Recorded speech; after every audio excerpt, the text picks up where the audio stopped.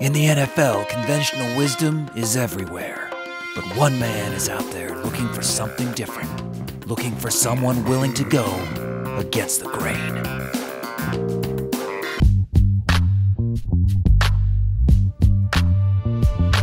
All right, so Brad, you're telling me that all this Colin Kaepernick hype, we should maybe just hold off a little bit? He's looked pretty good in 2 wins for the 49ers here. Yeah, everyone's calling for Colin. And, you know, I think we got to slow down a little bit. Now, the 49ers are in a great position where they can pick between two very capable quarterbacks, one who has been performing very well as of late, the last 2 games as a starter, and Alex Smith, the proven veteran who has really settled down over the last season plus and was very successful early this season, but just got knocked out with concussion.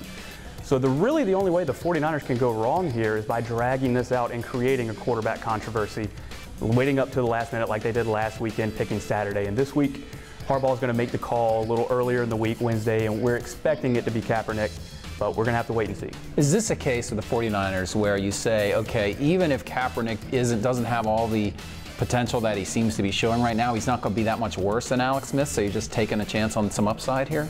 Well, that's really the question, and that's why there is a controversy coming up, is Alex Smith wasn't doing that poorly to begin with. Right. You know, the 49ers were still winning. He was putting up good stats, very efficient.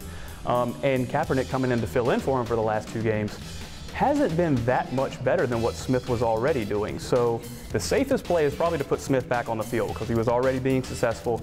If he goes out there and fails performance-wise, there's your excuse to put in Kaepernick. We can move on and evaluate and see what we have there. If he goes with Kaepernick right now, which we feel like he will this week, going into week 13, and Kaepernick then struggles, then you have to go back to an alienated veteran starter.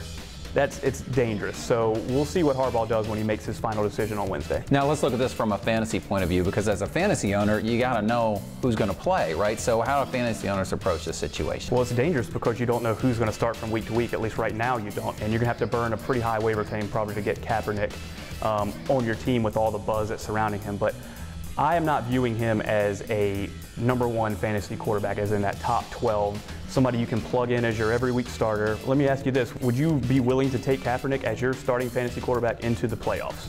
Would you be comfortable? I'll take him. Okay. What about Russell Wilson? I don't know. I'm a little more iffier on Russell Wilson. Little iffier, but the last 2 games, we're going to give these, we got to work with a small sample size for Kaepernick. That's all we got. His two starts, he has not scored as many points, fantasy points, standard leagues, as Russell Wilson in his last 2 starts. But Kaepernick's already owned in more fantasy leagues, and I guarantee you he will be in more starting fantasy lineups come playoff time. All right, Brad. Thanks, man.